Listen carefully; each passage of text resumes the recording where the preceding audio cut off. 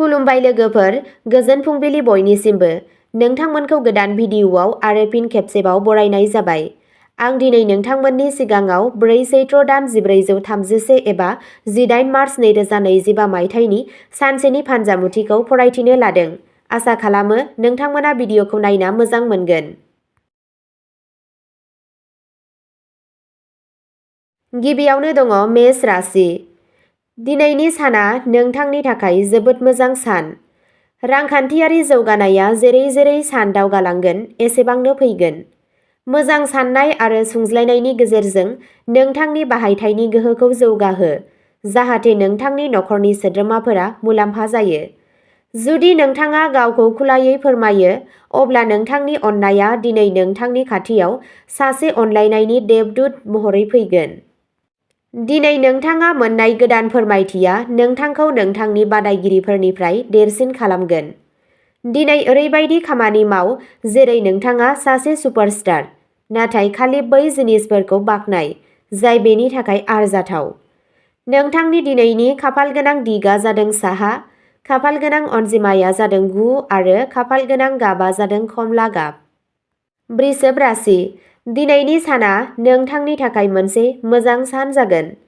नोंथाङा लामायाव सोरबा सासेखौ लोगो मोनगोन, जाय नोंथांनि फालांगियाव रां थिसननो हायो, जाय नोंथांखौ खुसि खालामगोन। बे राशिनि आयेन फरायसाफोरा आयेन फार्मफोराव साख्रिनि खाबु मोननो हागौ, जायजों नोंथांनि जिउ राहाया मोजां जागायजेननो हागौ। जुदि नोंथाङा गोदान गारि बायनो लुबैयो, अब्ला दिनैनि साना मोजां सान। नोंथाङा नोंथांनि मोजां मोनग्रा लोगोजों मोनसे मोजां रेस्टुरेन्टाव मोनानि जानायनि थाखाय थांनो हागोन। बिमा दुर्गानो मोननै इलायचि होनाया नोंथांनि जिउ राहायाव मोजां जागायजेनगोन।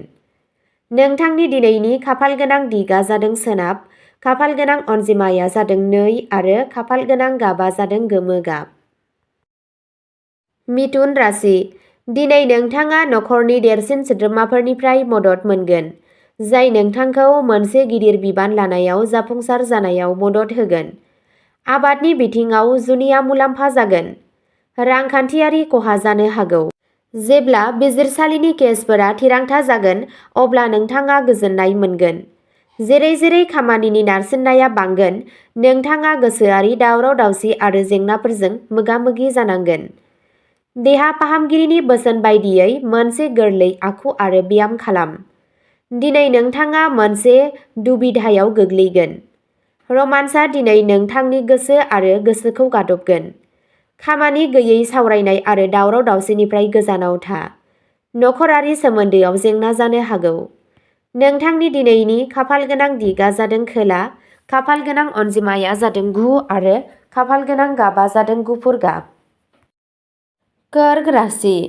दिनै गावनि गोहोखौ गावारि जौगाथायनि खामानियाव बाहाय, जाहाथे नोंथाङा आरोबाव साबसिन जानो हायो। रां थिसननायजों सोमोन्दो गोनां थिरांथाफोरखौ गुबुन साननि थाखाय हगारनांगौ। नोंथाङा मिन्थिनाय सोरबा सुबुङा राङारि आयदाफोरखौ जोबोद गोथौवै लागोन, जाय न'आव एसे नारसिननाय सोमजिहोनो हागौ। नोंथाङा नोंथांनि सानबोलावरियारि सानबोलावरिफोराव बांद्राय गोसो होनांगौनि गोनांथि गैया, मानोना बेफोर दिनै सैथो जानो हागौ। नोंथांनि गोसोआ खामानिजों सोमोन्दो थानाय जेंनाफोराव गोग्लैगोन, जाय नोंथांखौ नखर आरो लोगोफोरनि थाखाय सम दिहुननायनिफ्राय होबथागोन। मोनसे नारसिननाय सान, जेब्ला खाथिनि मानसिफोरजों गोबां फारागथिफोर नुजाथिनो हागौ। नोंथांनि दिनैनि खाफालगोनां दिगआ जादों सानजा, खाफालगोनां गाबआ जादों गोथां, खाफालगोनां अनजिमाया जादों 3। सिंह राशि। दिनैनि साना जोबोद मोजां जागोन। नखरारि सोमोन्दोआव गोरोबलायनाय गैयैनि थाखाय नोंथाङा एसे नारसिननाय मोननो हागौ। बे राशिनि फरायसाफोरा दिनै गावसोरनि सानस्रिफोरखौ मोजां लाखिनांगौ। बेबादि खालामोब्ला नोंथाङा नोंथांनि जिउआव दावगागोन आरो जिनिसफोरा नोंथांनिसिम गाव हारसिङैनो फैनो हमगोन। दिनै साख्रि गैजायै सुबुंफोरा साख्रि मोन्नायनि जाथावना दं। बेयो लैथोआरि इन्जिनियारफोरनि थाखाय मोनसे मोजां सान, मानोना मासि जौगानायनि खाबु दं। बिमा दुर्गानो गंसे कापुर आरो मोनद' लं जासि आरो नोंथांनि नारसिननाया खम जागोन। नोंथांनि दिनैनि खाफाल गोनां दिगा जादों साहा, खाफाल गोनां अनजिमाया जादों 8 आरो खाफाल गोनां गाबा जादों गोथां गाब। कन्या राशि, दिनैनि साना फालांगियारि थाखो आरो मावग्राफोरनि थाखाय मुलाम्फा गोनां जागोन। नोंथाङा बे समाव गोदान मावथांखिफोरखौ जाफुंसारै खुंनो हागोन। गोजौ बिबानगिरिफोरनि मददनि थाखाय मासि जौगानायनि जाथावना दं। नोंथाङा जिंगानि बजानिफ्राय रैखा मोनगोन, जायजों गोहो आरो गोसो गुदुं बांगोन। गोसोनि मोन्दांथिफोरा गोजौआव खारगोन। बेयो थुनलाइ आरो आरिमुजों सोमोन्दो गोनां सुबुंफोरनि थाखाय मोनसे जुनिया सान। नोंथाङा नखरनि सोद्रोमाफोरनि सायाव जुनिया नोजोर होगोन। लोगोफोरजों दावबायनायनि सानथांखिफोर थानो हागौ। रांखान्थियारि लाहार-फाहारफोरा आबुं जागोन। नोंथाङा नोंथांनि मोजां मोनसिननाय आदारखौ रंजानो हागोन। नोंथांनि दिनैनि खाफाल गोनां दिगा जादों सोनाब, खाफाल गोनां अनजिमाया जादों 4 आरो खाफाल गोनां गाबा जादों हाथफ्ला गाब। तुला राशि, आथिखालाव बैसो जानाय सुबुंफोरा गावसोरनि सावस्रिखौ जर'खा जोथोन लानांगोन। खरसाखौ सामलायनायाव लाखिनो नाजा आरो खालि गोनांथार बेसादफोरखौल' बाय। लोगोफोरजों मोनाबिलि सम हगारनाय एबा शपिं खालामनाया रंजाथाव आरो गोसो गुदुं जागोन। दिनै नोंथाङा नोंथांनि आंगोनि मोनसे गुबुन बिथिं नुनो हागौ। मावख'आव नोंथाङा मिथिनो हागौ दि जायखौ नोंथाङा सुथुर होनना सानदोंमोन बियो गुबैयै नोंथांनि मोजां हास्थायग्रा। रायज्लायनाय आरो नंखाय रादाबफोरनिफ्राय गोजानाव था। मेगना गोसोनि मोन्दांथिफोरखौ फोरमायो। बे साना नोंथांनि जिउ लोगोरिजों बै रावजों रायज्लायनायनि थाखाय। नोंथांनि दिनैनि खाफाल गोनां दिगा जादों खोला, खाफाल गोनां अनजिमाया जादों 3 आरो खाफाल गोनां गाबा जादों कमला गाब। वृश्चिक राशि, दिनै नोंथाङा रंजानायाव रां बाहायनो हायो, जाय नोंथांनो रंजानाय लाबोगोन।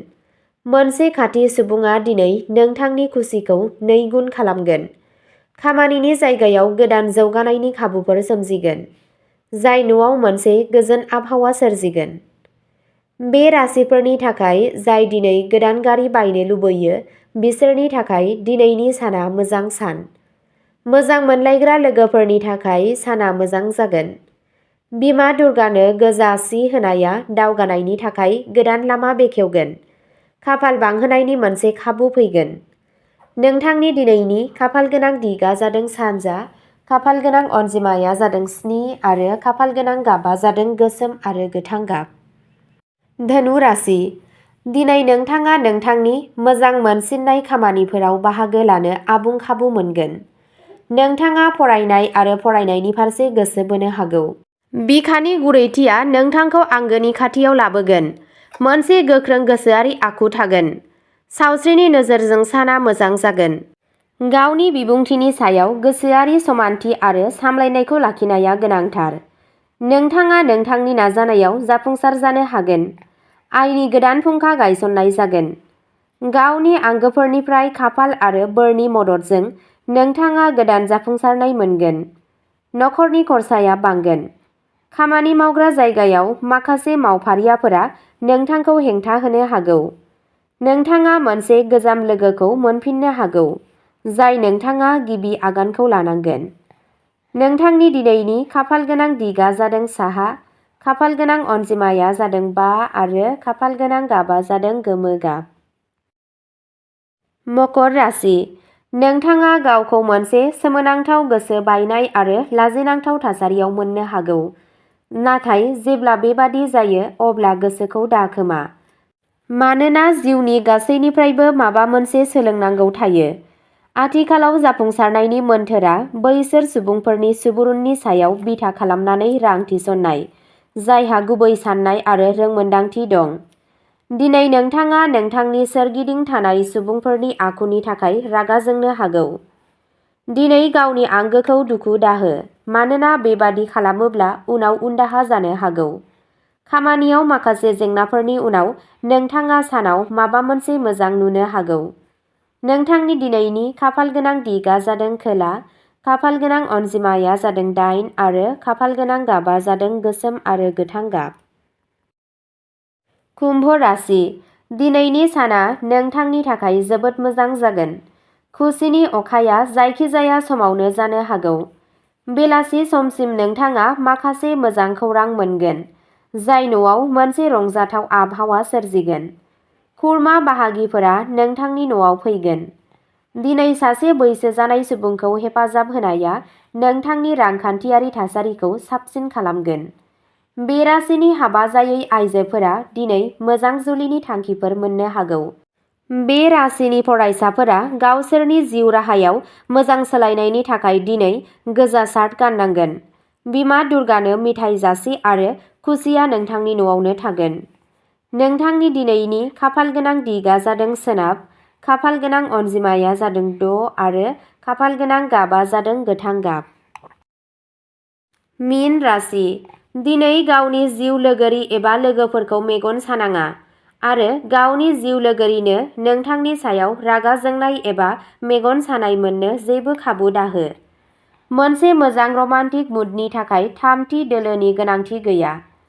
नोंथांनि थाखाय जिरायनाया साबसिन जागोन आरो गोजोनै गुसु खर'जों मोनसे थिरांथायाव सौहैनाया साबसिन जागोन। नोंथाङा खामानियाव उफ्रा बिबानफोर मोननो हागौ। गोब्राब नाजानायनि गोबां अनजिमा थागोन। देहायारि बेराम आरो गोसोआरि जिंगाया थाबाय थागोन। रांखान्थियारि मुलाम्फा जागोन। नोंथाङा सोलोंथायारि नाजानायाव जाफुंसार जानो हागोन। नोंथांनि दिनैनि खाफालगोनां दिगा जादों सानजा, खाफालगोनां अनजिमाया जादों 5 आरो खाफालगोनां गाबा जादों गोथां गाब। अब्ला दिनैनि राशि फरायथिनाया एसेनोसै। नोंथांमोनहा बेबादिनो सानफ्रोमबोनि फानजामुथिखौ मिथिनो थाखाय चेनेलखौ साबस्क्राइब खालामनानै लादो आरो भिडिअखौ मोजां मोनदोंब्ला अन्नानै लाइक, शेयार आरो कमेन्टबो खालामनानै होलांब्लानो जाबाय। गोजोन्थों।